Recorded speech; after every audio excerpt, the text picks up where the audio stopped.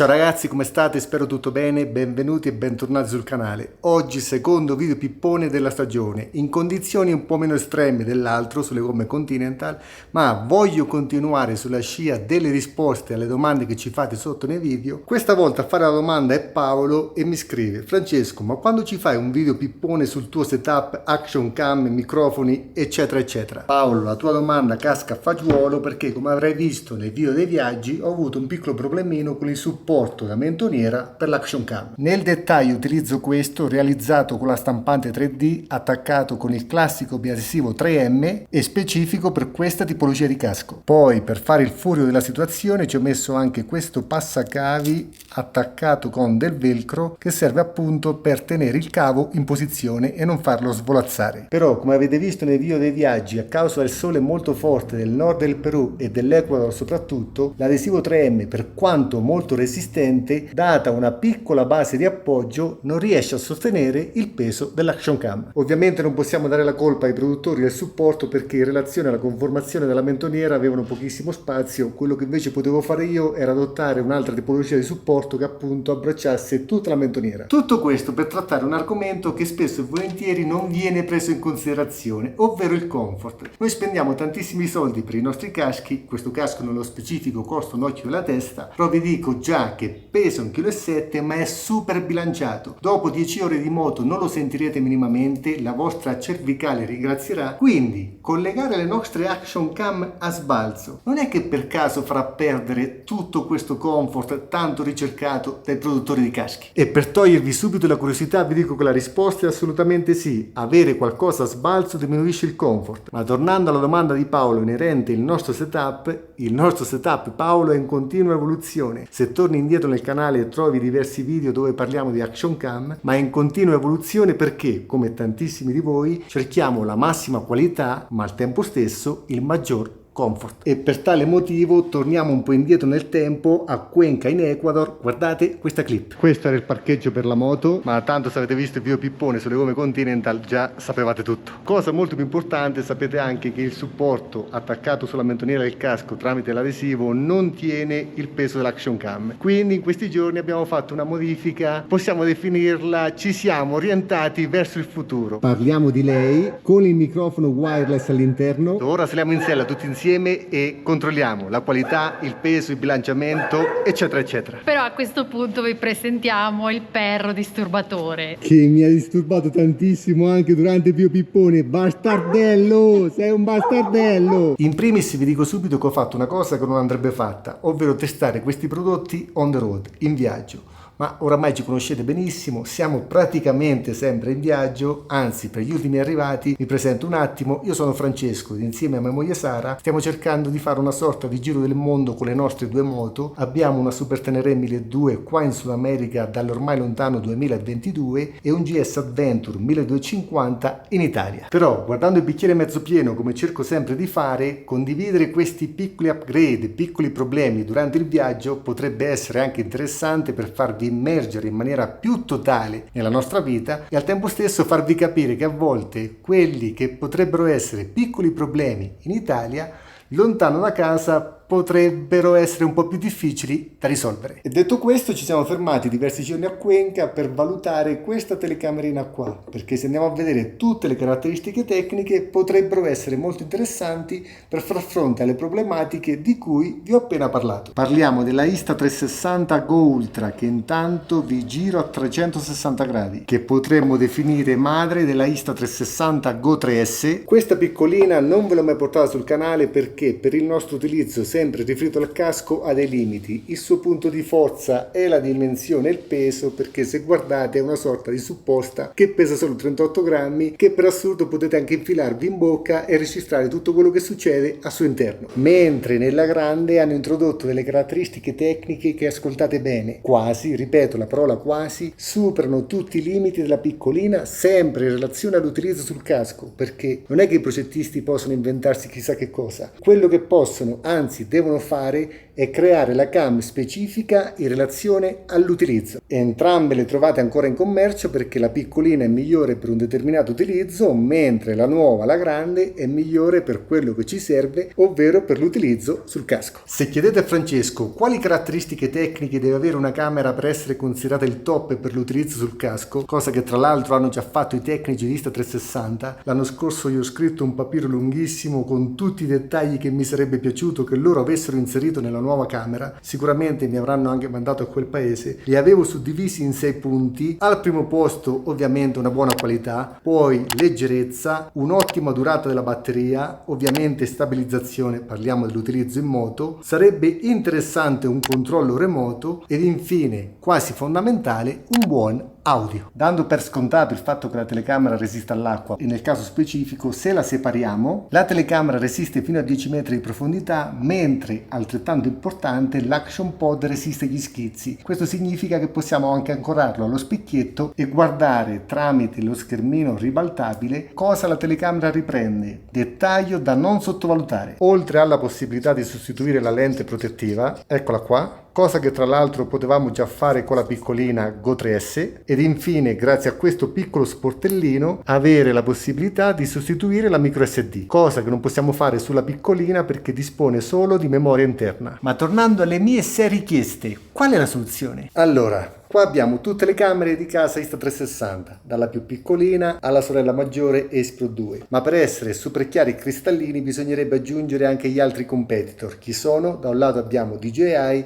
e dall'altro il vecchio brand storico GoPro. Per quanto riguarda la piccolina, in casa GoPro non abbiamo un modello confrontabile, mentre in casa DJI troviamo la nuovissima DJI Nano. Non è proprio identica, ma possiamo anche dire che DJI un po' ha copiato il form factor di casa Insta360, mentre per quanto riguarda la Ace Pro 2 dobbiamo dire che Insta360 un po' ha copiato il vecchio storico brand GoPro, e al tempo stesso su questa fascia dovremmo aggiungere la nuova DJI Action 6 perché sono camere non perfettamente identiche ma con caratteristiche molto simili. Ma ora sono io che la domanda la faccio a voi: che cosa avete notato da quanto detto? Che in questa fascia abbiamo dei competitor, in questa fascia abbiamo dei competitor, mentre al centro Insta ha sbloccato un nuovo livello e dal mio punto di vista è la strada da intraprendere per rispondere ai 6 punti che vi ho prima elencato. Qualità. Qua hanno aggiunto un sensore più grande e di conseguenza un'ottica maggiore rispetto alla piccolina, aumentando la qualità. Ovviamente la qualità sarà inferiore rispetto a questa fascia qua. Ma noi cosa abbiamo detto? Noi abbiamo detto che cerchiamo la migliore qualità in relazione in rapporto al peso. Qua abbiamo 53 grammi, mentre in questa fascia arriviamo a 150, 160, 180 grammi. Che significa?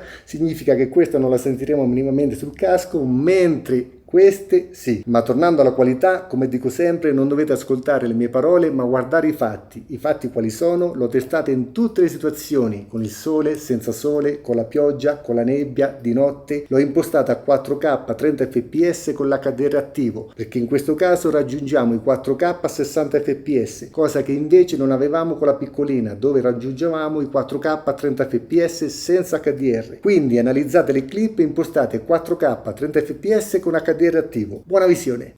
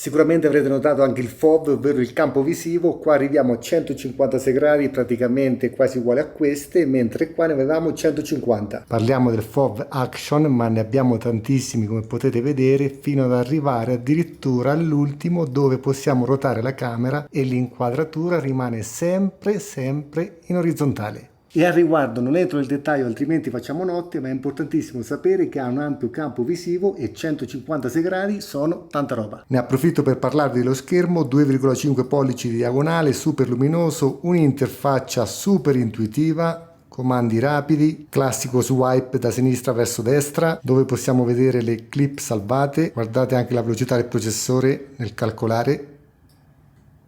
Swipe dal basso verso l'alto dove in maniera super veloce troviamo le impostazioni inerenti alla qualità video e swipe da destra verso sinistra per avere i comandi rapidi che oramai conosciamo bene perché riguarda il classico menu di Insta360. Passando al terzo punto molto importante, ovvero la durata della batteria, abbiamo visto che non possiamo sostituirla perché non abbiamo il classico sportellino. Praticamente non possiamo fare questo, togliere la batteria e sostituirla con un'altra ovviamente carica. Ma attenzione perché qua arriviamo all'altra grande novità rispetto alla piccolina. Ovviamente essendo più grande come dimensione hanno inserito una batteria maggiore. Vi posso garantire che alla massima qualità con il consumo quindi superiore 4K 30 fps in HDR arrivate tranquillamente a 40 minuti di registrazione. Poi genialata, l'Action Pod che oltre ad essere un controllo remoto e anche un power bank hanno aggiunto una ricarica super rapida, quindi voi siete in moto con i vostri amici, vi fermate per prendere un caffè, inserite la camera all'interno dell'Action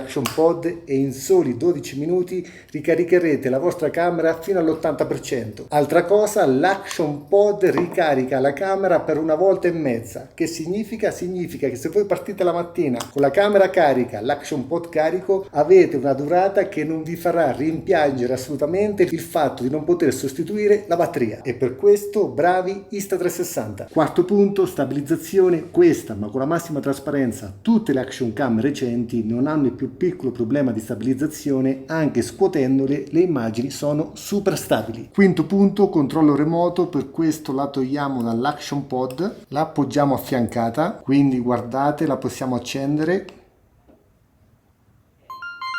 Il collegamento è velocissimo, fa partire ovviamente la registrazione, controllare quello che riprende, guardate in tempo reale come cambiano le immagini in base all'inquadratura, ovviamente fermare la registrazione, come andare a cambiare tutti i parametri, il tipo di FOV, Action, ora infatti abbiamo un angolo di visione maggiore e ovviamente spegnerla.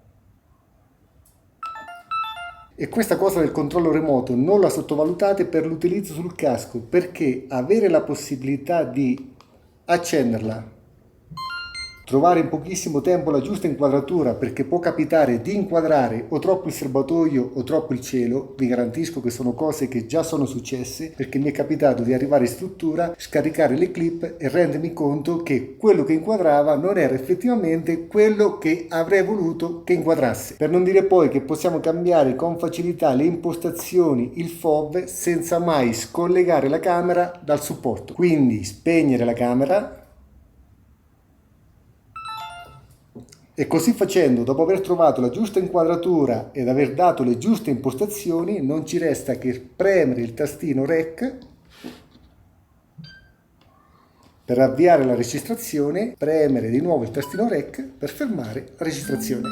Praticamente, come detto, possiamo attaccare il nostro Action Pod allo specchietto e all'occorrenza, solo quando la batteria sarà terminata, scollegarla e metterla a caricare sull'Action Pod. Ma ora arriviamo al sesto punto, ovvero l'audio, che è un po' la nota dolente di questo modello. Tornando infatti al nostro setup, vedete che esce dalla mentoniera del casco questo cavo con alla fine il classico attacco jack per il microfono lavalier. All'interno della mentoniera trovate infatti due microfoni, uno dell'auricolare e l'altro il microfono lavalier che ho inserito io. Praticamente dietro al guanciotto c'è un groviglio di cavi perché il cavo del microfono è lungo circa 1 metro. Questa camera non ha l'adattatore dove poter inserire il classico jack del microfono lavalier, quindi per avere l'audio come possiamo fare? Vedete in questo punto dentro la mentoniera del velcro di colore bianco? Ho preso il classico microfono wireless di casa DJI e dietro ci ho incollato il velcro. Provo a farvelo vedere, non so se si riesca. Praticamente tutte le camere recenti recenti di casa Insta360 si possono collegare senza fili ai microfoni DJI. Qua apro una parentesi perché da poco Insta360 ha lanciato il proprio microfono wireless proprietario, ma noi siamo qua in Ecuador, quindi non siamo riusciti a reperirlo. Detto questo, avendo disponibili i microfoni DJI, la prova l'abbiamo fatta con questa combinazione. Seguitemi perché è semplicissimo, praticamente bisogna accendere il microfono. Il microfono rimarrà sempre acceso. Ora lo vedete che lampeggia blu perché non è collegato, ma quando noi andremo ad avviare la registrazione, guardate il blu, è partita la registrazione, il microfono si è collegato alla camera. Quando spegniamo la camera,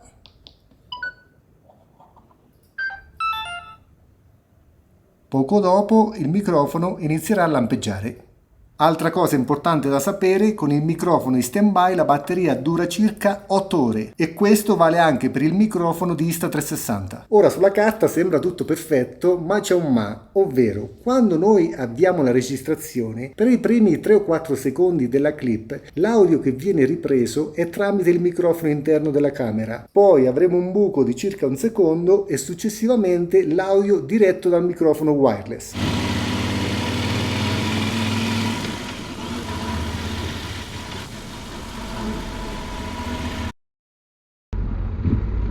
Allora, qua non si può andare, quindi piccola deviazione, perché quella là in fondo, quella che vedo qua, dovrebbe essere la Panamericana.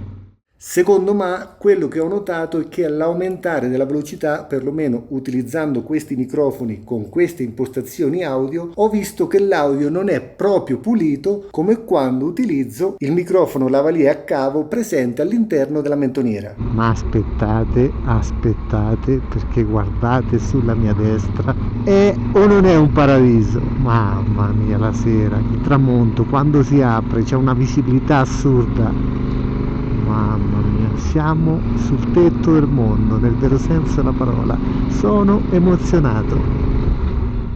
Spero che dalla clip che avete appena visto si sia capito, praticamente quando premiamo il tasto REC per i primi 4, 5, 6 secondi l'audio viene ripreso dal microfono interno della camera. Poi abbiamo quel buco nero di un secondo e successivamente in automatico la camera si collega al microfono wireless. Per il primo ma potrei anche chiudere un occhio perché praticamente perdiamo l'attimo, nel senso vediamo una scena che ci piace, premiamo il tasto di registrazione e non abbiamo per i primi 4, 5, 6 secondi l'audio perfetto. Mentre il secondo ma che mi preoccupa un po' di più, nel senso noi ci lavoriamo con i video, quindi per noi l'audio è importante e quello che ho visto perlomeno con questo tipo di microfono, con queste impostazioni, che l'audio all'aumentare della velocità è leggermente inferiore rispetto a quando utilizziamo il cavo. Da cui capite bene quando all'inizio del video vi ho detto che questa telecamera supera quasi tutti i limiti della sorella minore. E mi accingo alla chiusura del video con un concetto: non esiste la telecamera perfetta per fare tutto. Quello che i progettisti possono fare nel 2026 creare nuovi progetti in relazione all'utilizzo, perché ragazzi, se ci riflettiamo, avere una telecamera con lo schermo posteriore e con lo schermo anteriore sul casco a cosa serve? A nulla, serve solo ad aumentare il peso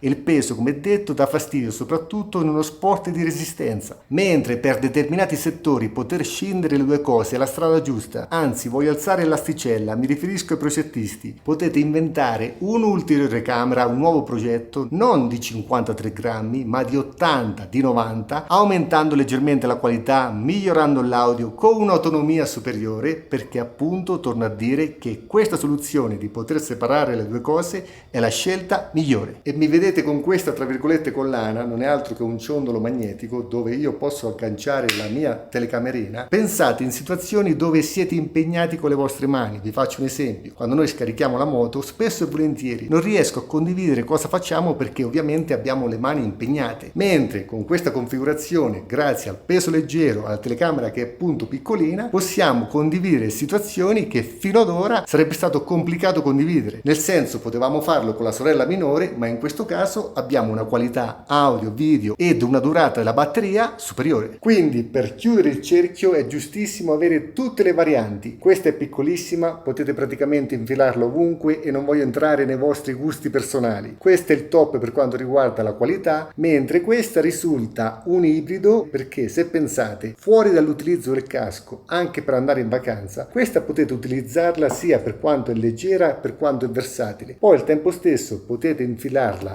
all'interno ed avere una telecamera simile a questa, ma è giusto ribadire che se cercate la massima qualità audio e video dovete prendere questa. Per semplificare l'utilizzo esistono gli accessori con lo sgancio rapido per l'Action Pod. Tramite questi due appigli idem per la telecamerina. Se pensate che la telecamerina non rimane bloccata all'interno dell'Action Pod, sappiate che oltre all'aggancio magnetico c'è anche l'aggancio meccanico. Per togliere la telecamerina bisogna premere questo tasto arancione in questa maniera, perché all'interno c'è questo gancio metallico. Per quanto riguarda finiture, materiali, assemblaggi, frizione dello schermino posteriore sono di ottimo livello, come Insta360 oramai ci ha abituato. Inoltre mi permetto di darvi un consiglio: se la utilizzate in moto tipo con i guanti in pelle, con i guanti sporchi, potete prenderla nera perché si sporca meno, anche se bianca è super figa. Termino il pippone qua perché sicuramente sarà diventato lunghissimo come sempre, ma tornando alla domanda di Paolo inerente il setup, io come hai visto ho il microfono all'interno del casco, Sara ha il suo microfono all'interno del casco, la X5 che vedi di fianco al manubrio non prendiamo l'audio da lei ma facciamo tutto in post produzione, nel senso che sincronizziamo le clip in post produzione. Ma tornando sulla telecamera 360, ovvero la X5, la straconsiglio perché io la tengo in incognito. Che significa? Significa che quando registra ho impostato che il LED rosso non lampeggi e che al tempo stesso lo schermino sia spento, perché qua ragazzi capitano situazioni un po' particolari, possiamo trovare poliziotti corrotti, possiamo trovare appunto cose che sarebbe meglio registrare, o meglio poter registrare senza dare nell'occhio, perché appunto quella camera là registra tutto e quando registra sembra spenta. Inoltre Paolo, lo vedrai nel video del viaggio di domenica prossima, non sto utilizzando questa perché me ne è rimasta una e non voglio distruggerla, in quanto devo fare ulteriori aggiornamenti al setup audio e video perché ho delle cose da testare. Infatti stiamo utilizzando questa, una tra virgolette vecchia GoPro 13, guardate le condizioni, praticamente qua attorno all'obiettivo l'ho massacrata, l'ho verniciata, inoltre ho spaccato il vetrino, vedete qua c'è una sorta di guaina liquida al silicone, ma promesso, come riesco voglio fare un ulteriore aggiornamento perché sulla carta è molto interessante. Anzi, per i più curiosi ve lo faccio vedere, sembra la custodia di un diamante, ma andiamo ad aprirlo.